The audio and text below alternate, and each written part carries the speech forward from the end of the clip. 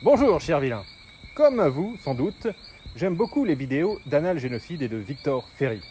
Cependant, pour ce dernier, j'émettrai une limite à son discours. N'ayant pas l'aisance rhétorique requise, vous excuserez mes maladresses et le fait que je lise mon texte. Passé ce préambule, laissez-moi vous expliquer mon point de vue. Victor incite les gens à prendre la parole pour défendre une cause juste qui leur tient à cœur. Ok, mais faisons fi de toute hypocrisie. La majorité des gens qui ont de l'intérêt pour ces vidéos en ont car ils veulent réussir à vendre. Et quand bien même ils voudraient apprendre à convaincre et persuader pour une juste cause, ce n'est pas le meilleur moyen pour faire changer les choses. Le plus efficace pour le juste, c'est la loi. Par exemple, prenons le cas de la condition féminine. Celle-ci s'est améliorée au Canada car des lois ont été votées face à la pression des féministes. Les sources sont faciles d'accès. Donc vous seriez plus utile en rejoignant une association qui milite pour l'abrogation ou la promulgation d'une loi, ou en devenant député. Maintenant, imaginons justement que vous soyez la voix d'une cause qui réunit plusieurs personnes. Une grande cause, de celle qui peut changer la société en profondeur.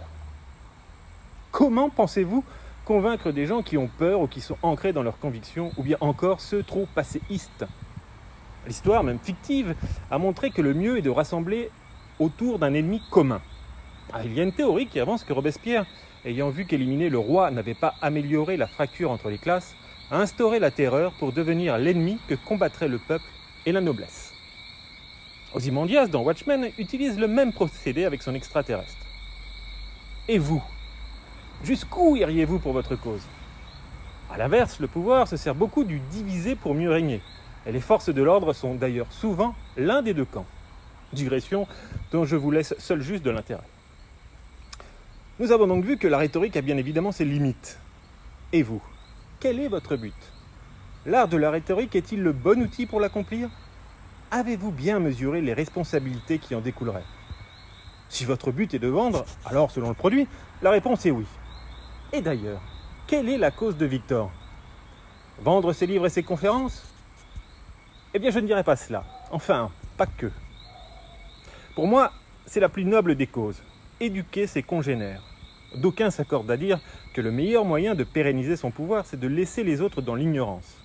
Éduquer les autres, leur donner le goût de se cultiver est donc une des causes les plus justes et dérogerait à ma règle. Pas besoin de loi pour cela. Cette mission des vidéos de Victor reçoit toute mon approbation.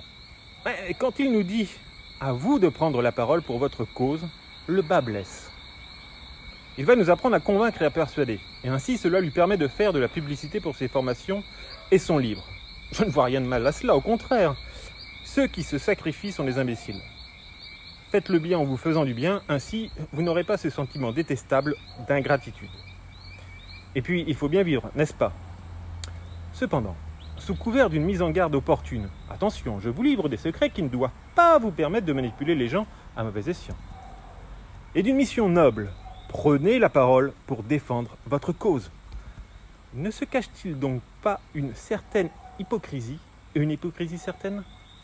Victor ne sait-il pas que la plupart de ses viewers veulent apprendre à vendre et que ceux animés par une vraie juste cause risquent des déconvenus ? Inutile ? Je pense avoir émissé le doute. À vous d'utiliser votre esprit critique, celui nourri par la culture. Au fait, pourquoi Annales Génocide ? Pour mettre des lunettes de soleil et utiliser un fond vert ? Oui, et aussi car j'aimerais un crossover entre eux. Je pense que cela nous permettrait encore d'aiguiser notre esprit critique.